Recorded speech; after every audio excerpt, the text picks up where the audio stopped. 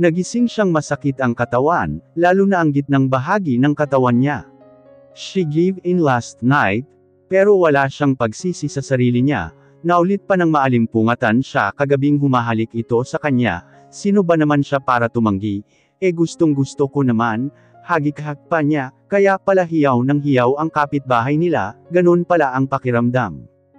Nakadantay naman ang isang paa nito sa kanya, at nakayakap ang isang braso sa bewang niya.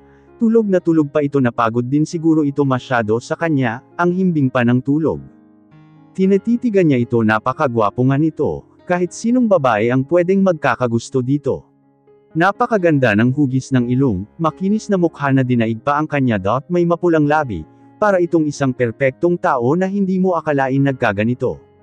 Hinaplos niya ang mukha nito mula noo pababa sa ilong at sa labi nito, na ikinagulat niya ng kagatin nito. Muntik na siyang mapahiyaw sa ginawa nitong panggulat sa kanya. Nahihiya siya dito sa nangyari sa kanila kagabi. Did you have any regrets, sweetie? Paos nitong tanong sa kanya. Wala naman, agad niyang sagot dito. That's good to hear, cause for me that was a very wonderful night to treasure. Bigla siyang hinalikan ngunit tumama iyon sa ilong niya. I'm sorry if I hurt you last night, I just can't control myself. Hinaplos nito ang pisngi niya. I'm okay, masakit lang ang baba ko. Ang laki naman kasi ng Superman mo. Bigla itong hamalakhak kaya nahampas niya ito bigla. I'm sorry, sweetie, masasanay ka rin sa kanya. Biro nitong ikinapulan niya ng husto. Ewan ko sa'yo, bumangon ka na dyan, at maliligaw na muna ako. Nauna na siyang bumangon, di na siya nag-alala pang magtakip, bulag naman ito at hindi siya makikita. Kahit wala siyang suot, masakit talaga ang ano niya tuwing hahakbang siya, magbababad na lang siya muna ng sandali, kaya dumiretso na siya sa banyo, at naligo siya kaagad at nagbihis. Pagkatapos niya nagtakip lamang siya ng tuwalya, at lumabas ng banyo, at hinanap ang dala niyang bag para kumuha ng isusuot. Nakahiga pa rin sa kama ng lingunin niya si Randall. Randall, bangon na at maligo, titingnan ko lang kung may pagkain ng naluto sa kusina. Aniya dito na bumangon na rin, at nangangapa papuntang banyo. Nalalayan pa niya muna ito, at hindi nito kabisado ang lugar na ito, dinalhan na rin niya ng damit pamalit ito. Randall, tawagin mo ako pagkatapos mo maligo, sa kusina lang ako, bili niya dito. Okay, sweetie, sagot nito. Diretso siya ng kusina, kahit medyo paika-ika siya, masakit pa talaga, pero wala na siyang nagawa, na ibagsak na ang bataan, di na niya mabawi pa ito, alangan naman tahiin pa niya para bumalik lang. Naabutan niyang nagluluto ang maglola sa kusina. Magandang umaga po. Bati niya sa mga ito nang lumingon sa kanya. Magandang umaga din po, Ate Lucia, balik bati sa kanya ng dalagita, at nakangiting bati ng matanda sa kanya. Malapit na itong maluto, maupo ka na lang dyan, tulog pa ba si Senyorito? Tanong nito. Naliligo lang po, saglit lang, tapos na yun. Sisilipan ko lang, baka tapos na. Agad siyang tumayo at tumungo sa kwarto, para tingnan kung tapos na nga itong maligo. Nakita niyang nagpupunas na ito ng tuwalya sa ulo nitong papalabas ng banyo. Randall, nakahanda na ang almusal sa labas, halika na. Aya niya dito. Sweetie, tawag nito. Come here. Agad din siyang lumapit dito. You forgot something. Anito? Ano yun? Takang tanong niya dito. This. Sabay hawak sa mukha niya, at isang halik ang binigay nito sa kanya. You forgot in the morning. Napangiti na lang siya sa ginawa nito, masayang masaya siya sa araw na ito ngayon. Ayaw niyang isipin ang darating na mga araw, ngayon lang maging masaya siya ng sobra. Let's go. Aya na nito sa kanya, sabay hawak sa bewang niya. Lumabas na sila ng kwarto, at pumuntang kusina. Nakahanda na nga ang mga pagkain doon. Pinaupo niya muna ito. Bago siya naupo sa tabi nito, pinaglagyan pa muna niya ng pagkain, bago siya kumuha ng para sa kanya. Sweetie, we're going home today. Panimula nito, I'll be leaving later at the afternoon, so tomorrow don't go to work anymore. My mom knows it already. Wait for me when I come back in 2 weeks time. And I want to see you there first things first. Ikaw ang gusto kong makita, sabay hawak sa kamay niyang katabi nito. You promise me I will see you that day. When I came home, do you, sweetie? Oo naman, saan naman kaya ako pupunta, dito pa rin, hintayin kita sa pagbalik mo. Nakanguso niyang saad. That's good to hear. And no more foreigner suitors pag nabalitaan ko yun lagot ang mga yun sakin, banta nito. Nakatapos na silang kumain nang dumating ang driver nito, buti na lang at nailigpit na niya ang mga gamit nila, kaya ready na sila. Hawak siya nito sa bewang habang naglalakad, para talaga itong hindi bulag sa hindi nakakaalam na isa itong bulag. Alalay pa rin siya dito, baka matisod ito at magpagulong-gulong sila, siguradong kasama siya sa higpit ng hawak nito sa bewang niya. I will miss you sweetie, pabulong-bulong nito sa kanya na may kasamang halik. Ako din mamimiss kita, kaya bilasan mong bumalik ha. Baka pagbalik mo may kasama ka ng iba. Biro niya dito. Nope, not ever gonna happen, I'm all yours sweetie, paninigurado nitong saad sa kanya. Tumunog naman ang kampana sa sinabi nito, at pumalakpak ang mga tainga niya, sana lang totoo nga ang mga sinabi nito sa kanya. Pauwi na sila nang maalala niyang bibili pala siya ng pasalubong sa anak, kaya nagpahinto muna siya sa isang tindahan ng mga prutas, mahilig pa naman ang anak niyang kumain ng grapes, kaya binilhan niya ito ng 1 kilo. Pasakay na siya ulit sa sasakyan nang makita siya ng isang matandang babae, tinawag siya nito sandali at hinintuan niya. Ineng, ikaw nga yung babae na nakapulot ng bata. Buti na mukhang kita, kamusta na ang bata? Nagulat naman siya sa sinabi nito sa kanya, bakit alam niyang may napulot siyang bata? Wala po akong alam sa sinasabi mo ale. Pagsisinungaling niya dito. Nako, hindi ako nagkamali, ikaw yun, dalawa kayo ang nakapulot sa bata. Andoon ako nang makita niyo ito, anito pa. Pasensya na pero wala akong alam sa sinasabi mo. Kaila niya dito. Nanginginig at natatakot na siya dito, kaya dali-dali niyang tinalikuran ang matandang ito. Alam ko ikaw yun, natatandaan kita. Matagal na kitang hinahanap, nagsisi na ako sa ginawa ko, hanggang ngayon inuusig pa rin ako ng konsensya ko sa ginawa ko, kaya kung maari ibigay mo sakin ang address mo, gusto lang kitang makausap, pagsusumamo nito sa kanyang umiiyak. Naawa din siya dahil totoo naman na siya ang nakapulot sa bata at si Yolo ito. Kumuha siya ng papel sa bag niya, buti na lang at lagi siyang may dala nito para sa lilistahan niya ng mga bilihin nila, isinulat niya dito ang address pati ang telephone number niya at ibinigay dito. Maraming salamat ineng. Umiiyak pa rin itong nagpasalamat sa kanya. Tawagan niyo po ako pag pupunta ka para alam ko. Aniya dito na ikinatango nito at ngumiti sa kanya, mauna na po ako sayo, agad niya itong tinalikuran at sumakay ng kotse ni Randall. Sweetie, why you take so long? Ano ba yang binili mo? At sino yung kausap mo, Bognot, nitong tanong. Isang matandang kakilala lang na ngumusta, medyo matagal na rin kasi na hindi kami nagkita, pag sinungaling niya dito. Okay sweetie, manong ihatid na muna natin si Lucia sa kanila, bago tayo umuwi ng mansyon, bilin nito sa driver.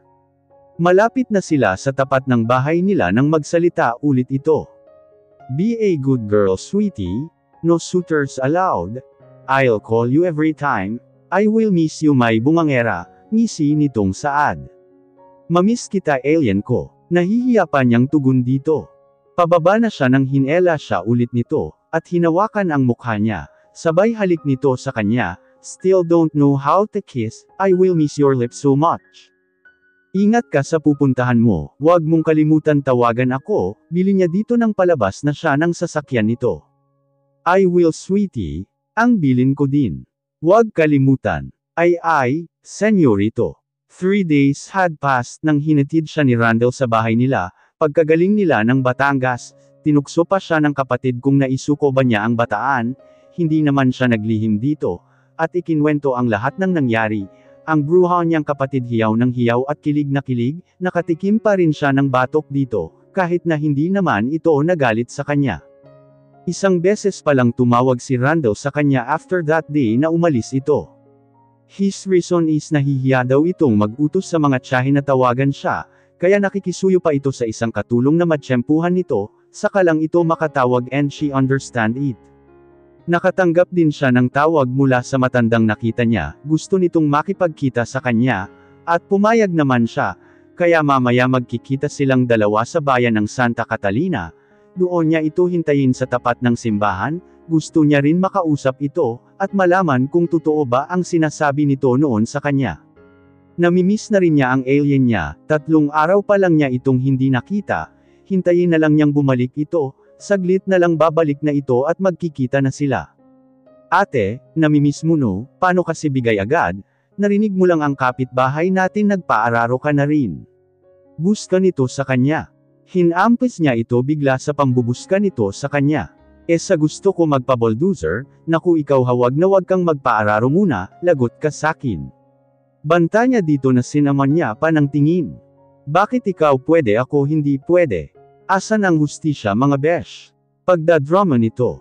Sabay pahid kunyari ng mga matang umiiyak. Basta hindi pwede ako lang pwedeng magpaganon bawal ka pa sa kanapag-edad mong 40, biro pa niya. Talaga 40 ba't di mo na lang ginawa na 50, mas matagal pa yun. Balik asar nito. Okay na yung 40, baka may regla ka pa niyan pag 50 menopause ka na wala na akong maging pamangkin sa'yo, kulit pa niya dito. Sige ikaw na magkaanak ako hindi na. I hate you na talaga ate. Si Yolo na ang anak ko, sabay takas nito sa harapan niya. Tumatawag na ang matanda kaya agad niya itong sinagot. Ineng andito na ako sa tapat ng simbahan ng Santa Catalina antayin na lamang kita dito, anang matanda. Sige po, papunta na po ako dyan saglit lang ako, sagot niya dito. Nagpaalam muna siya sa kapatid bago siya umalis, tulog ang anak kaya mas mainam na hindi nito alam ang pag-alis niya, tiyak mamimilit naman itong sasama sa kanya na hindi niya pwedeng isama. Agad na siyang umalis patungong bayan, kung minamalas ka talaga at yung masakyan mo si kamatayan, mas lalong babagal ang paghinga mo dito. Patay ka na sa amoy ng putok, pati sa bungangan nito, baka himeteya na nga siya, no choice siya pabanguhan na lang muna bago siya sumakay dito. Manong Pats, halika po muna. Tawag niya ditong nagtataka din kaagad na lumapit sa kanya. For your protection, smells fresh na fresh, sabay spray niya dito ng pabango.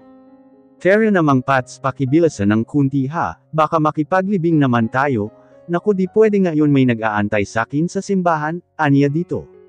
No problem Miss Lucia, sabay kindat pa sa kanya.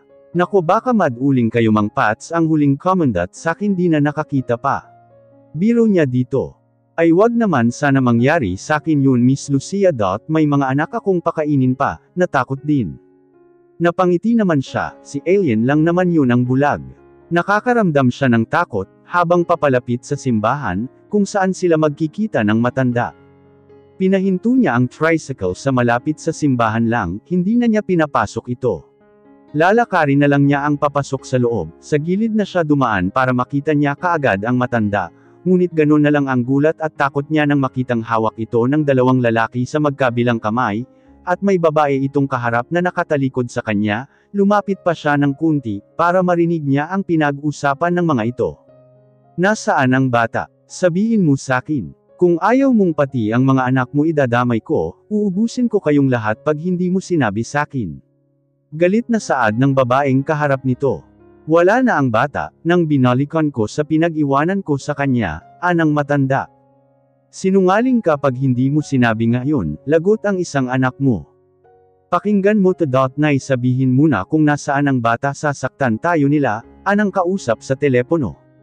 Iyak naman ang iyak ang matanda, habang tinitingnan niya ito, hindi niya mamukhaan ang babae dahil nakatalikod ito sa kanya. Matigas ka ha, 2 sampal ang nakita niyang tumama sa mukha ng matandang kaawa-awa. Wala na ang bata Ma'am Sandy nang balikan ko. Para mo nang awa pakawalan muna ako. Pagmamakaawa nito. Hindi kita papakawalan hanggat di mo sinasabi kung nasaan ang bata. Sabi ng babae. Di ba ikaw naman ang may gusto? Naalisin ang bata noon, kaya pinatapon mo siya sakin umiiyak pa ring saad nito. Oo di ba sinabi ko sa'yo dalhin mo sa ampunan, para alam ko kung saan ko makita.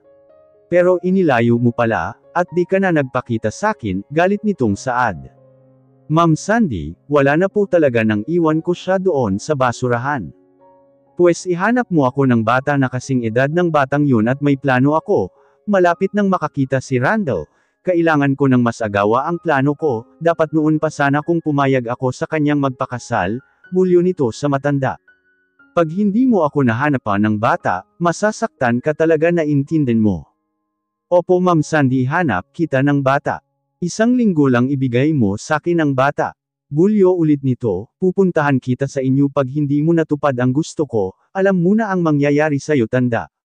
Tumalikod na ang babaeng kausap nito, kasama ang dalawang lalaki. Lalabas na sana siya sa pinagtagwan ng bumaling ang babae, laking gulat niya nang makilala ang babae, ito ang dating kasintahan ni Randall. Bakit sila magkakilala ng matanda? Inantay niya munang makalayo na ang mga ito, bago lumapit sa matanda na umiiyak, agad niyang dinaluhan ito. Ale, bakit kayo sinampal ng babaeng yun? Ineng, wag mong pabayaan ang bata, wag mo siya ibigay sa ina niyang baliw na, maawa ka sa bata o humahagulhol na iyong nagmamakaawa sa kanya. Ale, makakaasa po kayo, pero bakit po magkakilala kayo ng babaeng yun?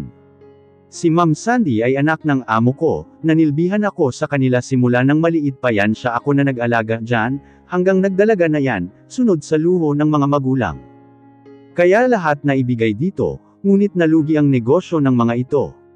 Simula noon nag-iba na ang ugali hanggang magkaroon ng boyfriend yan na isang doktor.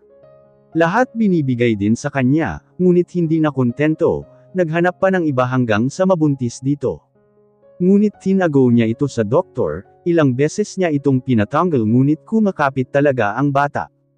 Takot siyang malaman ng doktor, dahil hanggat napeperahan niya ito. Hindi niya hihiwalayan na pumapayag naman ang lalaking nakabuntis dito. Nang manganak siya gusto niya itong ipaampon sa kumbento, kaya inutusan niya akong ipaampon ko ito. Ngunit di ko ginawa, sa halip dinala ko ito sa isang lugar, na walang makakaalam. Nakita ko kayong dalawa ng babaeng kasama mo, kaya tinabi ko ang bata sa isang basurahan, para makita niyo o marinig ang iyak niya, hanggang sa napulot niyo ito. Kaya nakikiusap ako sa iyo, wag mong pabayaan ang bata na gamitin niya sa kasakiman nito. Pagmamakaawa nito sa kanya na iyak pa rin ng iyak. Naninikip ang dibdib niya sa awa sa bata, buti na lang sila ang pinagbigyan nito ng matanda, hindi lang pala iniwan si Yolo sa basurahan, talagang sinadya para sila ang makapulot dito. Makakaasa po kayo, hindi ko naman pabayaan ang bata, para ko na itong anak, kaya magtiwala po kayo sa amin, aniya dito na naiiyak na rin sa awa sa anak niya. Gusto nitong makuha ang bata, para gamitin kay Randall na pakasalan siya nito ulit, desperada na ito dahil sa pagkalulong sa droga kasama ang lalaking kinakasama nito, dagdag pa ng matanda. Naiiyak siya sa kwento ng matanda, ganun na ba ito kadesperada para lang makuha ang anumang gusto nito? Makapanakit lang kahit mismong anak pa niya. Ineng, hindi na ako magtatagal, baka bumalik pa si Ma'am Sandy at makita niya tayo, baka pati ikaw madamay pa, saad nitong tumayo na para magpapaalam na. Sige po Ale, huwag kayo mag-alala, maayos din po ito lahat, nagpaalam na ito sa kanya, kaya agad din siyang lumabas ng simbahan, para makauwi na ikukwento niya ito sa kapatid para hindi mapabayaan ang anak pag lumalabas. Naiiyak siyang isipin na ganun ang nangyari sa anak niya, habang pinagbubuntis ito ng walang hiyang iyon, kawawa naman ang anak niya. Pauwi na siya nang tumunog ang telepono niya, si Yolo ito at nagpapabili naman ng grapes, paborito talaga nito. Mahal na mahal nilang magkapatid ito kaya ipaglalaban niya. Kahit wala siyang karapatan dito.